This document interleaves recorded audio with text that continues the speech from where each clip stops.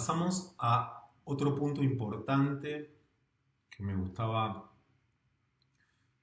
aclarar, y para eso es este video, que tiene que ver con la soberanía y la representación en el Estado lockeano. Sobre todo vamos a ver el tema de la soberanía, el tema de la representación funcional a este problema. Es fundamental comprender este punto para poder entender de qué habla Locke cuando menciona el problema del poder supremo, en qué sentido el legislativo es supremo, en qué sentido lo es la comunidad, en qué sentido en alguna parte dice que el ejecutivo puede llegar a ser supremo, en fin. Estos asuntos exigen que nos metamos con la estructura del Estado lockeano. En principio lo que tenemos es en el capítulo 10 la distinción de las formas de gobierno. Son 3 inicialmente. La mayoría puede emplear todo ese poder, el poder de la community, legislativo, ejecutivo, en dictar periódicamente leyes para la comunidad y aplicar dichas leyes por medio de magistrados designados por ella. Designa magistrados, pero la mayoría de toda esa comunidad, sin designar representantes legislativos, sesionan en una forma de gobierno que se denomina democracia perfecta. En todo caso, designarán magistrados ejecutivos. No está contemplado que en esta democracia perfecta se ejecute y se legisle todo al mismo tiempo. Otra posibilidad es que la mayoría deposite el poder de dictar leyes en manos de unos pocos hombres selectos y en sus herederos o sucesores. Esto sería una oligarquía. Y si no, puede ser una monarquía en caso de que depositemos el poder legislativo en un solo ser humano. Tomando como base estas formas de gobierno, la comunidad puede estatuir otras combinándolas y mezclándolas como le parezca conveniente. Recuerden la aversión de Hobbes hacia las formas mixtas de gobierno, en el capítulo 19 de Leviatán. En este caso, Locke admite la combinatoria que la sociedad juzgue conveniente, que la community, en el momento de establecer la forma del Estado, distribuya este poder de legislar de la manera que le resulte más conveniente. Y si la mayoría en un principio les confiere el poder de legislar a una o más personas únicamente por el término de sus vidas o por un periodo limitado, y sucede que el poder supremo revierte en ella, es decir, sucede algo por lo cual esos representantes legislativos no están a la altura de la responsabilidad que le hemos encomendado, hay una retroversión del poder supremo sobre la comunidad, se disuelve el gobierno y la comunidad, una vez que dicho poder ha revertido en ella, a partir de una agresión del soberano para con la comunidad, ¿no? Y no antes, solamente cuando dicho poder ha revertido en ella, no en cualquier momento en la vida normal de un Estado que funciona legítimamente de acuerdo con lo que dispone la mayoría, o con lo que, digámoslo así mejor, con lo que son las leyes establecidas del Estado, ahora lo vamos a ver mejor. En ese momento puede disponer otra vez de él y depositarlo en manos de quien le plazca, constituyendo así una nueva forma de gobierno. La community puede cambiar la forma de gobierno una vez que a esos representantes en quienes había conferido ese poder de legislar y de castigar se degeneraron, se convirtieron en agresores, ¿no? En ese momento sí puede constituir una forma de gobierno, no antes.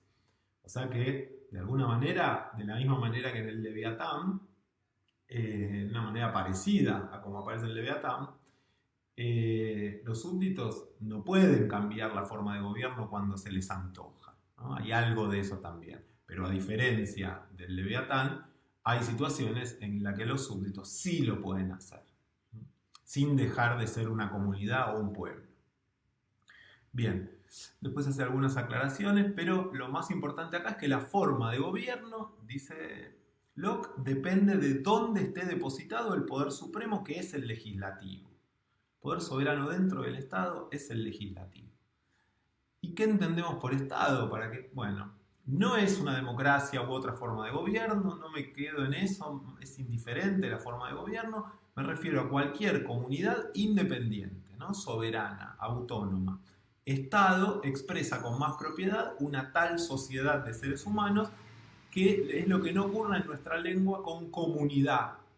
Comunidad todavía no quiere decir poder constituir, ¿no? Tampoco sucede con ciudad ni con otras palabras de la tradición clásica. Para evitar ambigüedades les pido licencia para usar la palabra Estado. Si no te gusta, buscate otra, no tengo problema, puedo cambiarla si quieren, pero me parece que este es el término más genuino para hablar de esto que se forma, ¿no?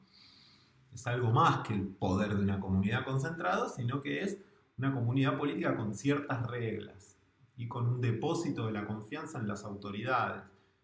Y si ese depósito de la confianza en las autoridades no es traicionado por las autoridades, no tenemos derecho a cambiar la forma de gobierno cuando se nos antoje.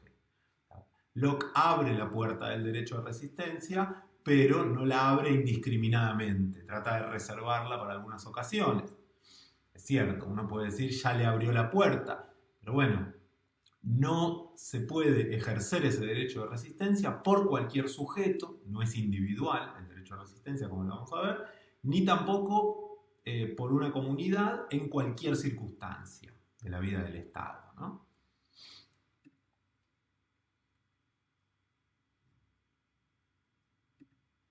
Bien, entonces vamos a ver algunos límites que aparecen puestos al poder soberano. Es importante que quede claro que el legislativo constituye el poder supremo del Estado, es sagrado e inalterable, no es que a la primera de cambio apelamos al cielo, permanece en las manos en las que en un momento determinado la comunidad lo depositó y ningún precepto emitido por alguna persona que no sea sancionado por el legislativo elegido y designado por el pueblo puede tener, sea cual fuere la forma en que fue formulado o el poder por el que está respaldado, la validez y la obligatoriedad propias de una ley. O sea que toda la obediencia que podemos estar obligados a prestar dentro de la vida normal de un Estado, no en un Estado en condiciones excepcionales, y ahí revierte el poder sobre la comunidad nuevamente, eso culmina en última instancia en dicho poder supremo, en el poder legislativo, y se rige por las leyes que éste promulgue. O sea que pactamos, entramos al Estado y tenemos un deber de obediencia al legislativo, obviamente aclarándolo, en tanto éste actúe en cumplimiento de su mandato. Esta idea siempre presente de los límites y el alcance y la finalidad del poder supremo, del poder soberano, y más allá de esos límites deja de ser considerado legislativo. Ahora, dentro de estos límites y mientras el legislativo no traicione el depósito de confianza que la comunidad le confirió para que se haga cargo del poder más importante, que es el poder de dar leyes, no tenemos derecho de desobedecer ninguna ley, dice Hobbes. Límites a este poder tan importante dentro del Estado. No es ni puede ser de ningún modo absolutamente arbitrario en relación con las vidas y los bienes de los súbditos.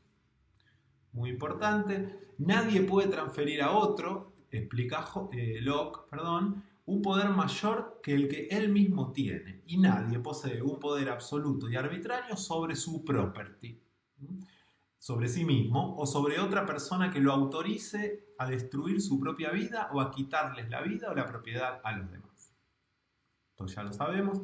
Segundo límite, el legislativo, o sea, la autoridad suprema, el poder soberano, no puede arrogarse el poder de gobernar por medio de decretos extemporáneos y arbitrarios, sino que está obligado a administrar justicia y a determinar los derechos de los súbditos por referencia a leyes debidamente promulgadas y permanentes y con el concurso de jueces conocidos y autorizados a tal efecto. Jueces en este caso serían funcionarios, ¿no? Funcionarios del legislativo, y el legislativo sería este juez, este umpire, este árbitro tercero superior. Recapitula estos dos límites: ni el poder absoluto y arbitrario, ni el gobernar sin leyes establecidas y permanentes pueden ninguno de ellos ser compatibles con los fines de la sociedad y el gobierno. Los seres humanos no abandonarían la libertad del estado de naturaleza ni se pondrían bajo la autoridad de nadie si no fuera para proteger sus vidas, libertades y fortunas y para asegurar su paz y tranquilidad por medio de la promulgación de normas de justicia y propiedad. Quien está expuesto al poder arbitrario de un solo hombre que tiene autoridad sobre 100.000, un déspota, se halla en una condición mucho peor que la del que está expuesto al poder arbitrario de 100.000 seres humanos por separado, ¿no? Para que se vea. Cualquiera sea la forma que adopte el Estado, no interesa. El poder supremo debe gobernar mediante leyes debidamente promulgadas y conocidas y no a través de dictados extemporáneos y resoluciones inciertas. Uno podría decir, Hobbes estaría 100% de acuerdo con esto, solo que no separaba poderes o no los distinguía. En tercera instancia, el poder supremo no puede quitarle a ningún ser humano parte alguna de su propiedad sin su propio consentimiento. Sí, habría que ver qué quiere decir consentimiento, ¿no? Ese es el problema aquí. Y cómo se modula ese consentimiento, sobre todo en lo que tiene que ver con la propiedad. Pero lo importante acá es que en los gobiernos en los que el legislativo reside en una asamblea permanente ininterrumpidamente en funciones, o en un solo hombre como en las monarquías absolutas, existe siempre el peligro de que los legisladores piensen que tienen un interés diferente del que posee el resto de la comunidad y que consiguientemente estén inclinados a incrementar su propia riqueza y poder tomando de la riqueza del pueblo lo que crean conveniente. ¿Sí? ¿Qué quiere decir acá Hobbes? Locke, ni la democracia absoluta, permanente e ininterrumpidamente en funciones, no es conveniente, ni la monarquía absoluta. En ambos casos el riesgo es el despotismo, ya sea de uno, ya sea de la mayoría. Nunca podrán tener estos funcionarios la potestad, los legisladores, la potestad de apoderarse para sí mismos total o parcialmente de la propiedad de los súbditos sin su consentimiento. ¿Por qué le dice esto a los legisladores? Uno dice, debería decírselo al Ejecutivo, y de vuelta el tema del consentimiento, porque está discutiendo, digámoslo así, la legitimidad de la imposición de un sistema tributario, ¿no? Los estados necesitan, y los estados nacen como aparatos de captura fiscal, y los filósofos que piensan el Estado y quieren legitimarlo en conceptos, como estos filósofos que estamos leyendo, necesitan justificar la institución de este poder estatal que es el de recaudar impuestos.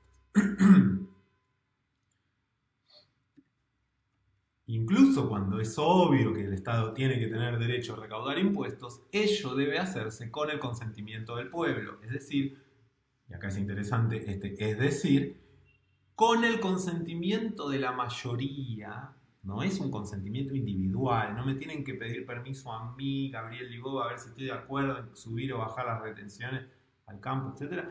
Con el consentimiento de la mayoría dado por quienes la integran o por representantes elegidos por ellos. En definitiva, la mayoría representada en el poder legislativo. Es decir, tiene que salir como ley, tiene que salir del poder legislativo y tiene que responder a esta limitación, ¿no? Los impuestos. El legislativo no puede transferir el poder de dictar leyes a manos de otro. Ese es el cuarto límite. Tratándose en efecto de un poder delegado por el pueblo, quienes lo detentan no pueden transferirlo a terceros. El pueblo es el único que puede establecer la forma del Estado. Lo que tiene lugar, ¿cuándo sucede que el pueblo establece la forma del Estado? Mediante la constitución del legislativo. En un momento el pueblo, community, deposita en el legislativo la autoridad de jugar y a la vez establece su forma, establece su composición mixta, como le parezca, ¿no? Y una vez que el pueblo ha dicho, nos someteremos a las normas y nos regiremos por las leyes dictadas por tales legisladores, de acuerdo con tales formalidades, nadie más que ese poder y con esos seres humanos y bajo tales formalidades puede disponer que serán otros los que habrán de dictar leyes dirigidas a los súbditos. Solo pueden ser obligatorias para el pueblo las leyes promulgadas por los representantes a quienes ha elegido y autorizado para que le dicten leyes. Se puede transferir el poder legislativo en otras manos. El poder legislativo, al provenir, esto es igual que en Hobbes, ¿no? El poder del legislativo, solo que era el poder legislativo del soberano, que a la vez concentraba todos los poderes.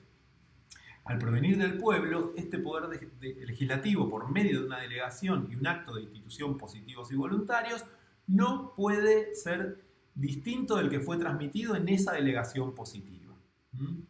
Tiene como fin exclusivamente la creación de leyes, no la creación de legisladores. El legislativo no puede tener poder alguno para transferir su autoridad de dictar leyes y depositarla en otras manos. Esto está clarísimo. La única capaz de hacer eso es la community bajo la circunstancia de que el gobierno se disuelva por haberse convertido en agresor y superar estos límites, ¿no? Y transgredir estos límites. Estos son los límites, 142, que la confianza depositada en él por la sociedad y por la ley de Dios y de naturaleza ha impuesto al poder legislativo de todo Estado, sea cual fuere la forma de gobierno. Muy bien.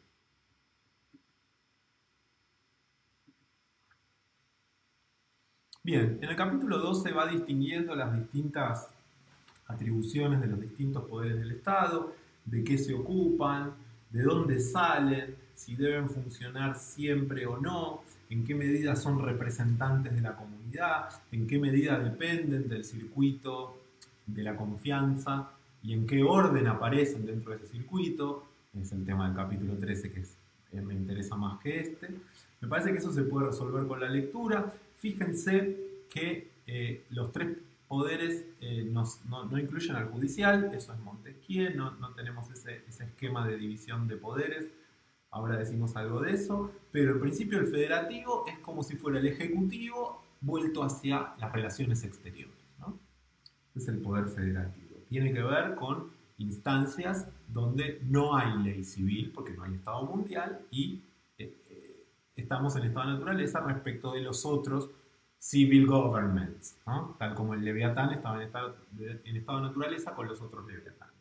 Bien, no enfatizaría en este capítulo, no me parece que sea tan central desde el punto de vista de este video que quiere aclarar problemas. No quiere decir que no hay que leerlo y que no sea central dentro de la argumentación de Locke, ¿no? Repásenlo, vean las atribuciones de los poderes, quiero decir, y lo vemos como preguntas, pero en principio no debería haber problemas. Sí me interesa precisar el tema de la soberanía, ¿sí? Y por eso nos metemos en el capítulo 13, que implica la subordinación de los poderes del Estado. Este capítulo nos muestra que Locke no es igual a Montesquieu. ¿Qué quiere decir esto? Que la idea de la división de poderes es algo posterior que aparece en un momento donde lo que se trata de hacer es equilibrar los poderes entre sí, dividirlos y separarlos de manera tal que puedan contrapesarse mutuamente. Si ustedes vienen prestando atención hasta aquí y después leen este capítulo, nada de esto está en Locke. Los poderes del Estado no están en igualdad de condiciones, cada uno haciendo checks and balances respecto del otro. Esto es lo que va a cristalizar en las constituciones liberales burguesas de finales del siglo XVIII y del siglo XIX, de la mano de la Revolución Norteamericana, de la Revolución Francesa y 100 años antes, si quieren, de la Glorious Revolution inglesa, dentro de cuyo contexto está escribiendo Locke, o sea que hay una especie de transmisión del hilo rojo de la Revolución burguesa desde Inglaterra hacia el continente y hacia el otro lado del Atlántico, ¿no? Bien. Importante acá entonces entender lo siguiente, no es Montesquieu-Locke porque el soberano es el legislativo y nada más. El poder soberano es uno y entonces eso quiere decir que la soberanía sigue siendo absoluta en este caso dentro del Estado. No hay una soberanía repartida en poderes distintos. Esto es lo que me interesa que ustedes entiendan. no deja de ser absoluta la soberanía del Estado en este caso, o la soberanía no deja de ser absoluta por el hecho de que se distingan poderes o por el hecho de que en algún momento o en algún sentido la comunidad sí puede ser entendida como suprema o soberana, es decir, esos momentos excepcionales donde se disuelve o se destituye el gobierno, ¿no? Por apelación al cielo de la comunidad. Bien, y a raíz de una verdadera violación a la ley natural e infringir los límites que vimos recientemente en el capítulo 11. Bien, veamos qué dice el texto. En un Estado bien constituido que se sostiene firmemente sobre sus propios fundamentos y que actúa en conformidad con su propia naturaleza, es decir, que obra en aras de la protección de la comunidad, y si no, no le decimos Estado, no puede haber más que un único poder supremo, que es el legislativo, al cual todos los demás están y deben estar subordinados. O sea, soberanía del legislativo es absoluta. Sin embargo, subsiste aún en el pueblo el poder supremo de remover o modificar la composición del legislativo cuando encuentra que actúa contrariamente a la confianza depositada en él. O sea, primero aclara que dentro del Estado el poder legislativo es supremo, pero en condiciones excepcionales se puede dar el poder supremo del pueblo y entonces se habilita el poder destituyente y enseguida reconstituyente de nuevos representantes, o sea, que se vayan todos pero nombramos nuevos. Es decir, esta retroversión de la soberanía, eso también puede estar, y entonces marca en qué medida el poder legislativo sería el poder soberano en condiciones ordinarias y en qué sentido el pueblo o la comunidad, cuando hace una pueblada, cuando ejecuta un que se vayan todos y toma las calles y se empieza a autogobernar, en esos momentos es la comunidad, en esos momentos extraordinarios, excepcionales, es la comunidad la que se convierte, esa instancia en la que revierte la soberanía que antes habían, o la confianza o el poder fiduciario que antes habían depositado en el legislativo y que había configurado el núcleo de la soberanía absoluta del Estado bloqueano, ¿no? Porque es el único poder supremo y todos los otros poderes están subordinados. Todo eso era para la consecución de un fin determinado, etcétera, etcétera. Ese poder está constreñido a perseguir tal finalidad toda vez que la desatiende o se actúa en oposición a ella de manera manifiesta. El depósito de confianza de que fue adjudicatario necesariamente se pierde y el poder vuelve a manos de quienes lo entregaron, quienes pueden depositarlo nuevamente donde lo crean más conveniente para su seguridad y protección. Como se fijan, acá no es una opción no volver a constituir Estado y quedarse con el pleno poder constituyente. Esto es como cuando en un western el sheriff corrupto es destituido por una pueblada o por una comunidad que nombra ahora sí al nuevo sheriff, que en general es el bueno, etcétera, ¿no? En general.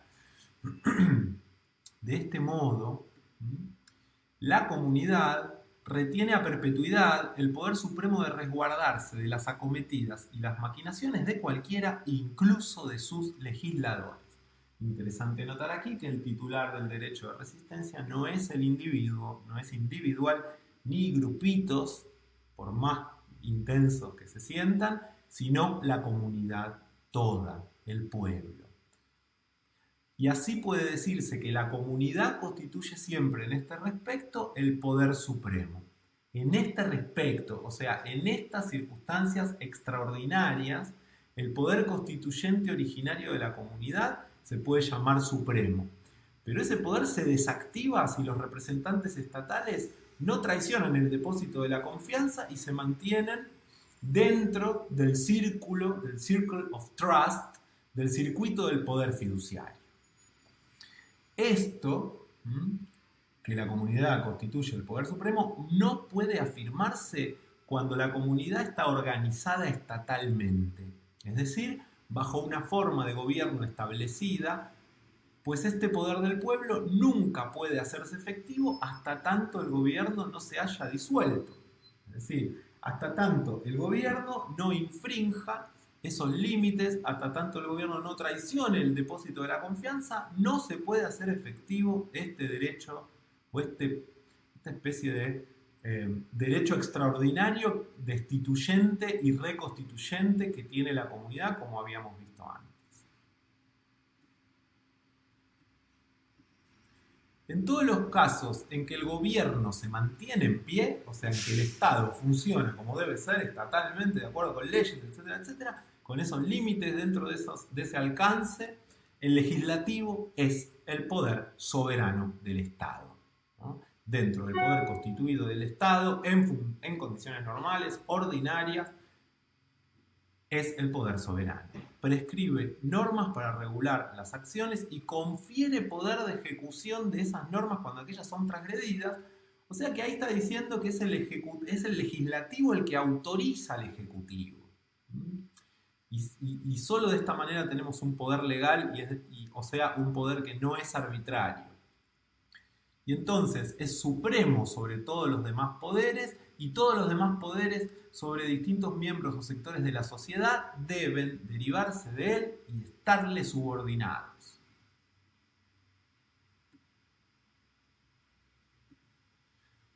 Cuando ha sido depositado en manos de una persona que no tiene parte en el legislativo, el Poder Ejecutivo es responsable ante él y le está manifiestamente subordinado. Y el legislativo puede cambiarlo y removerlo a su antojo. El Ejecutivo es como un ministro que asume, ya sea un cuerpo o ya sea un sujeto, que asume con la renuncia firmada, digamos así. El Ejecutivo es ontológicamente revocable por el Legislativo y si los representantes legislativos traicionan el depósito de la confianza, también son ontológicamente revocables y destituibles por la community. Y no por hacer eso volvemos al estado de naturaleza sin más. Esta es una gran diferencia respecto de Locke, pero es algo que se entiende si uno ya comprendió cómo es el pacto y cómo esa primera instancia comunitaria persiste incluso en condiciones extraordinarias, incluso cuando se disuelve el gobierno civil establecido, la estructura normal del Estado. Sobre los demás poderes ministeriales subordinados no vamos a hablar del ministro del Interior, del ministro de Justicia, no vamos a hablar de la federal, no vamos a hablar de todo, no hace falta. Al multiplicarse con infinita variedad a tono con la diversidad de prácticas y constituciones de los distintos estados, es imposible ofrecer un análisis pormenorizado de todos ellos. Por lo tanto, lo importante que quede claro acá es que ninguno de ellos detenta otra clase de autoridad que la que les fue conferida por autorización y delegación positivas, siendo todos ellos responsables ante algún otro poder del Estado, ¿no? Se ve cómo así la autoridad desciende desde el poder legislativo, desde la estructura del Estado, hacia las instancias subordinadas. Ejecutivo, ministro, policías. Hasta ahí, por decirlo así. O funcionarios públicos, administración pública, en fin, estatales. No es necesario ni del todo conveniente que el legislativo esté siempre en funciones, pero es absolutamente necesario que el Poder Ejecutivo lo esté. Ya vimos por qué no es conveniente, ni si son un grupo, ni si es uno solo, ¿no?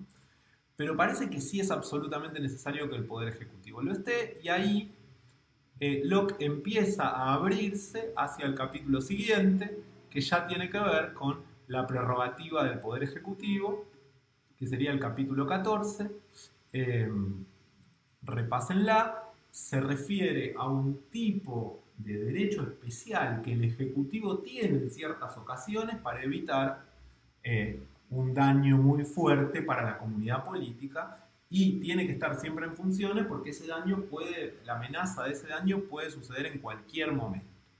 Y el legislativo, al expresarse a través de leyes y al reunirse cada tanto, y está bueno que se reúnan cada tanto, no puede estar atento a esas circunstancias más particulares y concretas de la vida política. Y por lo tanto existe el derecho de prerrogativa. Léanlo, repásenlo, pero es importante tener en cuenta que todo lo que dijimos hasta acá de la estructura de los poderes del Estado encuentra en este derecho de prerrogativa una especie de alteración, por decirlo así, pero activada a partir de las circunstancias excepcionales en que suceden estas activaciones, siempre bajo el vigilante control de la community, que está atenta a ver si el ejecutivo va más allá de los límites de la ley natural y de la confianza depositada por la community, pero parece que el Ejecutivo, en virtud de estas autorizaciones, tiene poder de actuar discrecionalmente en aras del bien público sin que medie la prescripción de una ley e incluso a veces en contra de ella. Eso es prerrogativa.